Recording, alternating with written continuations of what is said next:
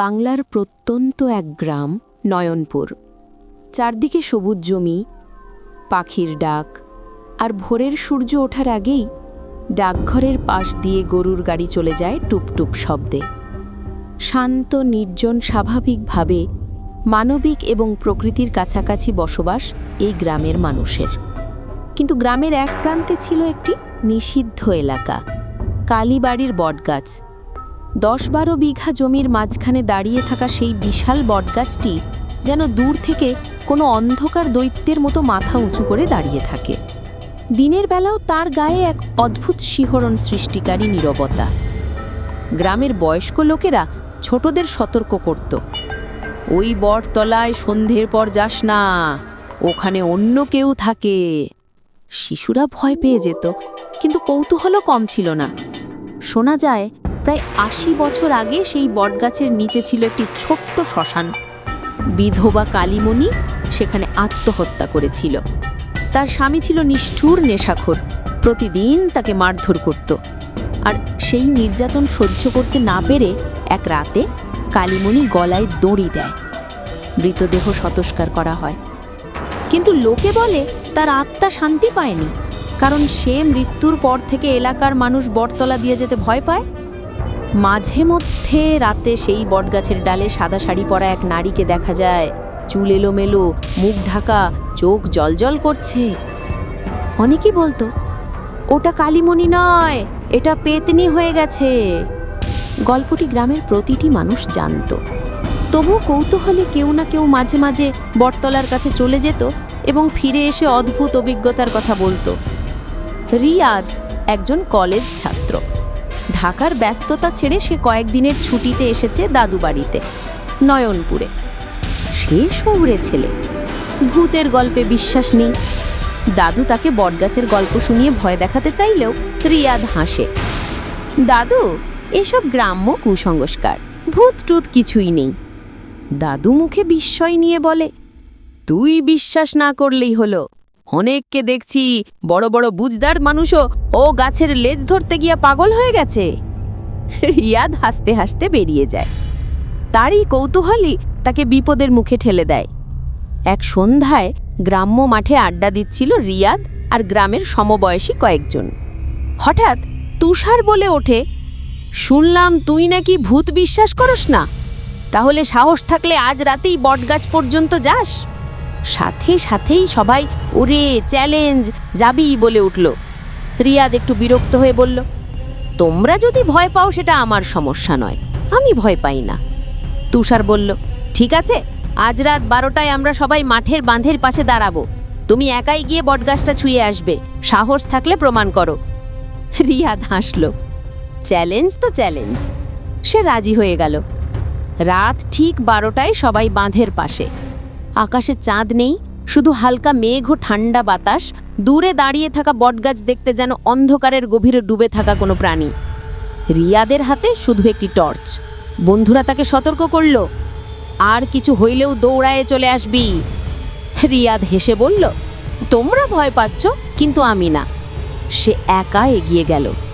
পথটা পুরোপুরি শান্ত, কিন্তু নীরবতা ভয়ঙ্কর। হঠাৎ কুকুরের হুক্কা ডাক, রাতের শিয়ালের চিৎকার আর বাতাসে পাতার অদ্ভুত ঝিরঝির শব্দ তাকে কেমন যেন অস্বস্তি করতে লাগলো। রিয়াদ বেশ কাছে চলে এসেছে। টর্চের আলোয় বিশাল বটগাছের শেকড়গুলো যেন জীবন্ত সাপের মতো ছড়িয়ে আছে। গাছের ডালে ঝুলে থাকা ঝুড়ি যেন লম্বা চুল। সে গাছের গায়ে হাত রাখল, আর সঙ্গে সঙ্গে ঝিঁঝি শব্দ থেমে গেল। চারপাশ পুরো নিস্তব্ধ।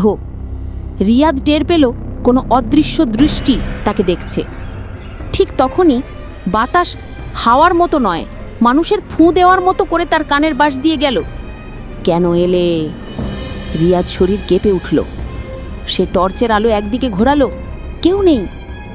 আবার কানে এলো, কেন এলে এখানে? রিয়াদ এবার ভয় পেতে লাগলো। সে দৌড়াতে যাবে, ঠিক তখনই বটতলার ঝুড়ি দুলে উঠল, যেন কেউ দুলিয়ে দিচ্ছে। বাতাসে হঠাৎ ঠান্ডা আরও বেড়ে গেল। এক মুহূর্তে তার সামনে সাদা শাড়ি পরা এক নারী দাঁড়িয়ে, চুল লম্বা, মুখ ঢাকা আছে, চোখ জলজল করছে। টর্চের আলোয় পড়তেই দেখা গেল তার পা উল্টো দিকে ঘোরানো। রিয়াদ টর্চ ফেলে দিল, নারীটি ধীর পায়ে এগিয়ে এলো। তার কণ্ঠ শুনে মনে হলো বয়সহীন, শূন্য, বরফের মতো ঠান্ডা। তুই বিশ্বাস করস না আমাকে? তোর মতো অনেকেই আসছে আর আর ফেরত যায় নাই। রিয়াদ পেছনে হাঁটতে লাগলো। তার মনে হলো পায়ের তলায় কাদা নয়, কেউ তাকে টানছে। নারীটি বলল, আজ তোর পালা।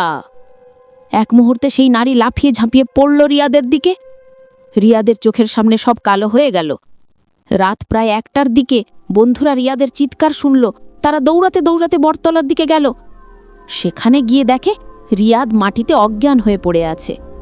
তার দেহ ঠান্ডা বরফের মতো, শিরায় রক্ত যেন জমে গেছে। চারপাশে কেউ নেই, কিন্তু গাছের ওপর পাতাগুলো হঠাৎ কাঁপতে লাগলো, যেন কেউ তাড়াহুড়ো করে পালালো।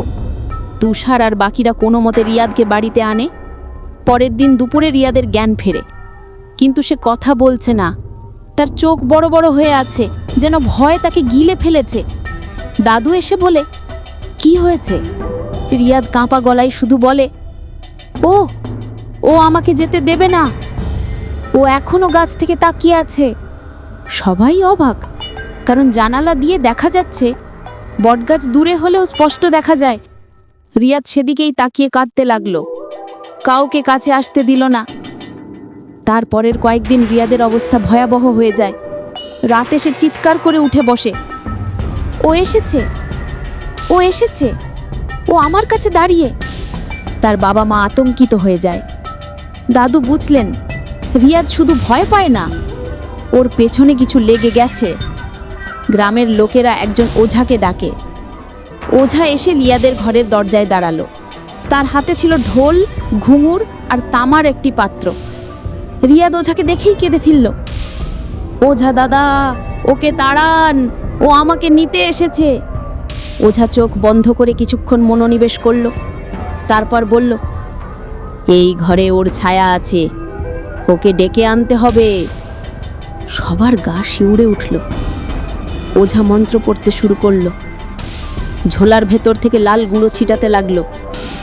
এক সময় কক্ষের বাতাস ঠান্ডা হয়ে গেল, জানালা জোরে বন্ধ হয়ে গেল। হঠাৎ দেখা গেল ঘরের কোণের ছায়ায় সাদা শাড়ি ঝলকে উঠল। মনে হলো কেউ দাঁড়িয়ে আছে। ওঝা চিৎকার করে উঠল, তুই কেন এ ছেড়ে তার পিছনে লেগেছিস? নারীর গলা শোনা গেল, ও তো আমাকে ডেকেছিল, আমি তো শুধু তাকে আমার সাথে নিতে চেয়েছি। ঘরের দেওয়াল কাঁপতে লাগল। ওঝা মন্ত্র পাঠ করল, আর সেই নারীর ছায়া হঠাৎ ধোঁয়ার মতো মিলিয়ে গেল। পরের সকাল নাগাদ রিয়াদের শরীর কিছুটা ভালো লাগে। তার চোখের ভয় ধীরে ধীরে কমে আসে। কিন্তু ওঝা বলল, ওই বটগাছ আর শান্ত থাকবে না। আজ রাতেই গাছের নিচে মন্ত্র উচ্চারণ করতে হবে, না হলে সে আবার আসবে। রাত নামল। ওঝা, দাদু, তুষার সহ কয়েকজন গেল বটতলার কাছে। বাতাস থমথমে, গাছের ডালগুলো খসখস করছে। ওঝা মাটিতে ঘি জ্বালিয়ে আগুন জ্বালালো, মন্ত্র পড়তে শুরু করলো। কিন্তু হঠাৎ কোথা থেকে সাদা শাড়ির সেই নারী বটের শেকড় থেকে উঠে দাঁড়ালো। চুল বাতাসে উঠছে। সে চিৎকার করে উঠল, ও তো আমাকে দেখে ফেলেছে, আমি তাকে নেবই। বাতাস ঝড়ের মতো শক্ত হলো। গাছের ডাল গর্জে উঠল। ওঝা সামনে আগুন তুলে ধরে চিৎকার করল, অশুভ আত্মা, এ পথ তোর নয়, ফিরে যা। নারী আগুনের দিকে অদ্ভুত গর্জন করল। তার মুখ খুলে গেল, চোখ লাল হয়ে গেল, আর মুখ থেকে বের হলো এক লম্বা ছায়া, যা ওঝার দিকে তেড়ে এলো। ওঝা শেষ শক্তি দিয়ে মন্ত্র পড়ল, ওম কালী কালী তারো এ দুষ্ট। এক ঝলক আগুনের আলো গাছের গোড়ায় আঘাত করল। নারী আগুনে ছটপট করতে লাগলো। তার চিৎকার পুরো মাঠে প্রতিধ্বনিত হলো, আমি ফিরব, আমি ফিরব। এক মুহূর্তে সে ধোঁয়ায় মিলিয়ে গেল। সেদিনের পর রিয়াদার বটতলার দিকে তাকায়নি। সে দ্রুত ঢাকা ফিরে যায়। বন্ধুরাও রাত হলেই বটগাছের দিক থেকে দূরে থাকে। গ্রামবাসী বলে, ওঝার মন্ত্রে আপাতত ওখানে শান্তি এসেছে। কিন্তু মাঝে মধ্যে গভীর রাতে দূর থেকে শোনা যায় বটগাছের ডালের দুলনি, সাদা শাড়ির এক ছায়া আর মৃদু কণ্ঠ, আমি ফিরব। গ্রামের মানুষ জানে বটগাছটি এখনো অভিশপ্ত। এখনো কেউ সেখানে রাতে গেলে ফিরে আসে না।